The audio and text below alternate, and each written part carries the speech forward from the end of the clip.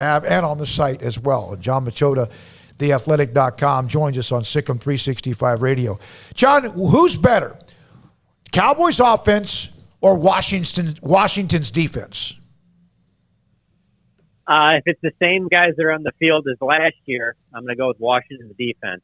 But if the Cowboys offense is healthy, I go Cowboys offense. Because if you have that offensive line back and Dak Prescott back, I certainly think that they're one of the best offenses in the league. Not that Washington couldn't be one of the best defenses, but I think that the Cowboys offense with Dak back and all those offensive linemen healthy, I don't see them really having a weakness on offense. Whereas with Washington, they're pretty loaded on the front seven, but I don't know that on the back end you necessarily would say that that they're anywhere near as elite as that front seven is. And so when I think of Washington, I think of that pass rush and just how much I think they have the best pass rush group up front in the NFL, and that's going to obviously cause problems. But I think that they were magnified and made to look a lot worse against the Cowboys last year, because in those two games against Washington, you didn't have Tyron Smith, you didn't have Lyle Collins, and then you didn't have Zach Martin for most of either of them too. So I would probably lean Cowboys if everybody's healthy. Then one of the other questions would be then, who's better, Dallas's defense or Washington's offense? I'm going to go hide under a rock. Go ahead. Yeah, it's got to be. I'm going to give the benefit of the doubt to Washington's offense, even though I'm not the biggest of Ryan Fitzpatrick fans. I don't know that he's the guy that necessarily gets you, 12 wins and gets you on a playoff run. But hey, maybe it happens. I just feel like we got a pretty big sample size for what he is in the NFL, and I think it's as a solid kind of backup, can start a handful of games for you. I don't know that he's your franchise quarterback for a playoff contender, but we'll find that out pretty soon. But I'd probably lean towards them just because there's just so many question marks still on that Cowboys defense, and you're bringing in a new defensive coordinator, and while I think that he'll have more success than the last defensive coordinator, you're still bringing in a new defensive coordinator to a team that really doesn't have a defensive identity right now. So there's still a long ways they have to go on defense. And I think it's going to take some time even into the season. I don't think they get into week one and you're like, man, this defense looks a lot better than last year. I think it's going to have to go a few weeks in, maybe a couple months into the season before they start looking like they have a really solid identity and you look like a defense at least was back to what it was before. I mean, under Jason Garrett, the defense was never the bright spot, but they were like middle of the pack. They were okay. Their biggest downfall, they just didn't take the ball away. And so this defense was able to take the ball away, but it was pretty bad in just about every other area. So if they can keep taking the ball away and then kind of get some of the other stuff ironed out, then maybe they can get back to the middle of the pack. But as of right now, yeah, I'd go Washington's offense. John, you guys did the fan survey last week, which I'm always interested to see. What shocked you the most about Cowboys fan answers, or were they pretty much where you thought they'd be? Yeah, I don't think anything really shocked me, and I'd say that the one that just stood out to me is just, and the one I think that most people that fill it out are most interested in is just the most overrated, most underrated player. And I just found it interesting that, for overrated, it wasn't a surprise that, Jalen Smith, he was the one that got the most votes last year. He got the most votes again this year, and he was number one. Number two was Ezekiel Elliott. Those don't surprise me because those guys are paid really well and they haven't played up to the amount of money that they're getting paid.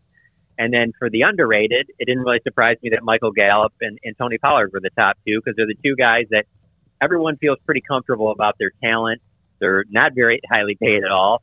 And you feel like, hey, if you had to give this guy more touches, either one of them could make even more of their opportunity. So that didn't surprise me or anything like that. But it was who was number 3 and 4 on both those lists.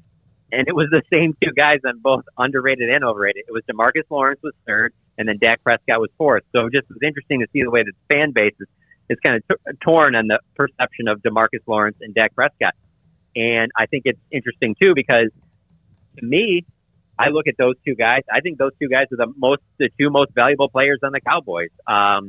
And I just say that just because DeMarcus Lawrence, to me, is clearly the most valuable player on the defense, and Dak is the same on offense. And I think if you lose either one of those guys, there's a significant drop-off to the next guy that would have to fill in. And now you can certainly mix in Tyron Smith in that category and, Zach Martin and Lyle Collins and all that. But I just found it interesting that both of those guys made it into the third and fourth spots on both the most underrated and both the most overrated lists.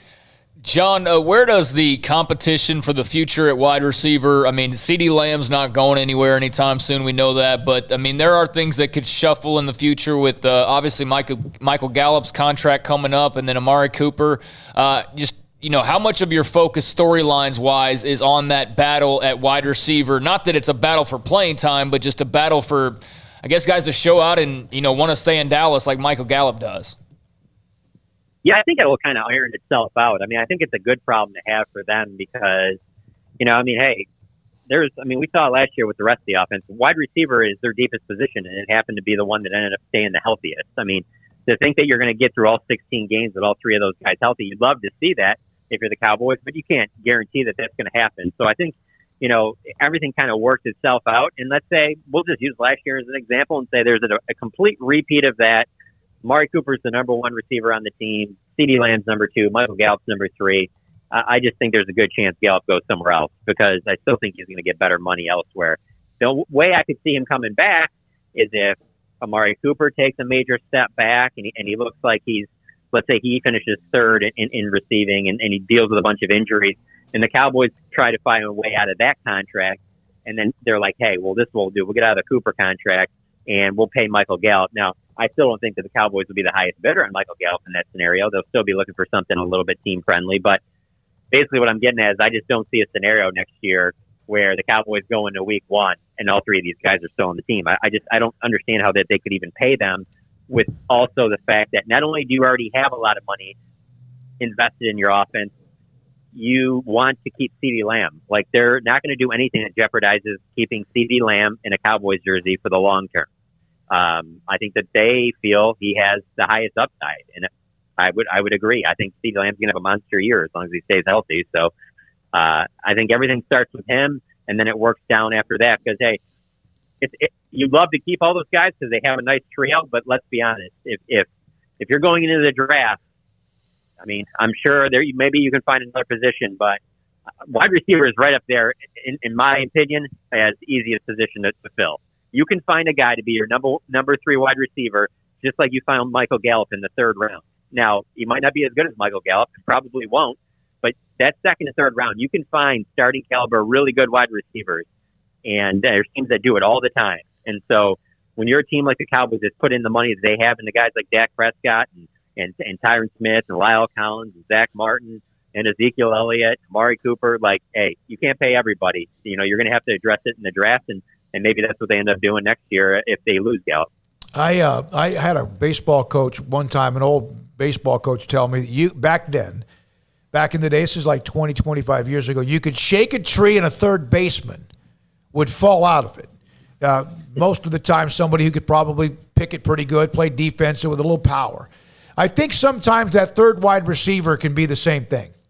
That you can shake a tree and find a third wide receiver. I'm not saying you're going to find Michael Gallup, but you can find wide receivers. They don't have to be all 3 first-round picks or all 3 elite. No, I agree. And I don't.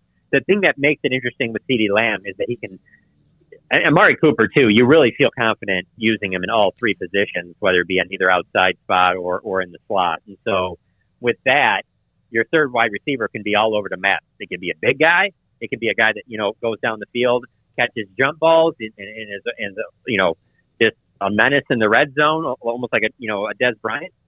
Or you can add a Cole Beasley type wide receiver to that mix, and then put CeeDee Lamb back on the outside. So you got a lot of opportunities there. They also they draft the kid out of Stanford, Semi Fahoku. They probably want to see what they have in him a little bit, but no, wide receiver is a position, especially with the way that wide receivers are being used in the college game now, and now it's trickling up to the NFL. There's just so many wide receivers that are out there. I just don't think you have to keep spending significantly. And you've already spent significantly in Amari Cooper, and you spent significantly draft-wise in CeeDee Lamb, and you're going to have to pay him eventually. Like, I don't think that you need to have a team with 3 high-paid wide receivers. You should be able to find 3rd, 4th, 5th wide receivers middle, later rounds of the draft.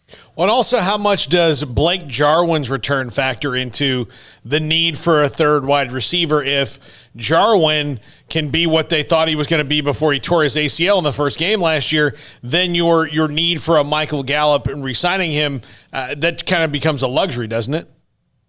Oh, yeah, no question, because I've already thought of the idea of this season, if one of those receivers was to get hurt, instead of maybe going to the next guy up on the depth chart at wide receiver, what you might see is them go more 2 tight ends and go 2 wide receivers, 2 tight end sets, and bringing in Jarwin with Schultz because of how well Schultz played stepping up in Jarwin's absence last year, because Jarwin didn't even get to show. I mean, that was supposed to be his breakout season because, Witten's gone and this is clearly his job, and he's a perfect fit for this receiver combo that's around him. He's going to really get to, spread his wings, and then boom, goes down in the first half of the first game of the season. But no, Jarwin's a big pass catching threat. So if they were to need extra receiver help, I think that what it goes to is that you're going to start seeing more 2 tight end sets. And then the other part of it is that you could also see more opportunities for Tony Pollard to play some wide receiver and get him on the field too. So no,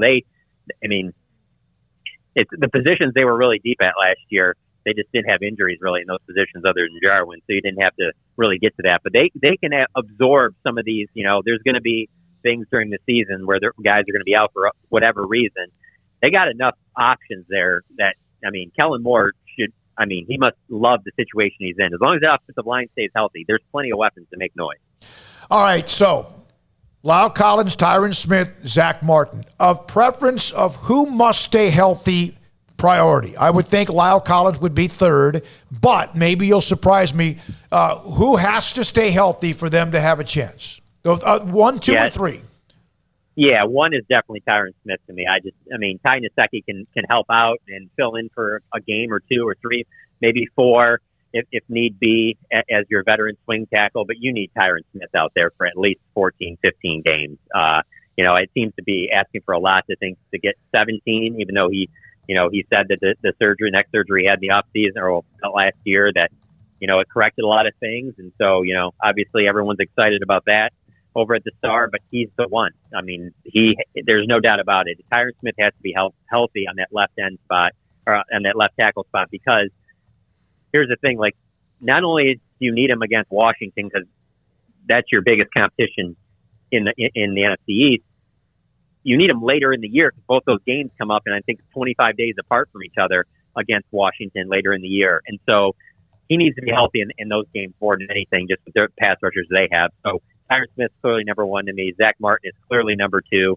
Their interior is just night and day without him. And then Lyle would be 3. And they really need all 3 of them, to be honest with you. But that would go in that order. And I don't think you get much debate from anybody that's inside the building. How much do you think people maybe are sleeping on the Giants a little bit? Because it looks to me like they've gotten a little bit better. I know nobody trusts Daniel Jones yet, but people saying that Washington and Dallas are 1 and 2. Are they sleeping on the Giants a little bit? Oh yeah, no question about it. No, you're absolutely right. And one of the biggest reasons that people should keep looking at that is because just look at the way the NFC shakes out every year. It seems like every year for the last 15 years, it's won by a team that no one really thinks is going to win it. At least for the last 5 years, it seemed like that, and that's why there hasn't been any repeat champion since the mid 2000s. So.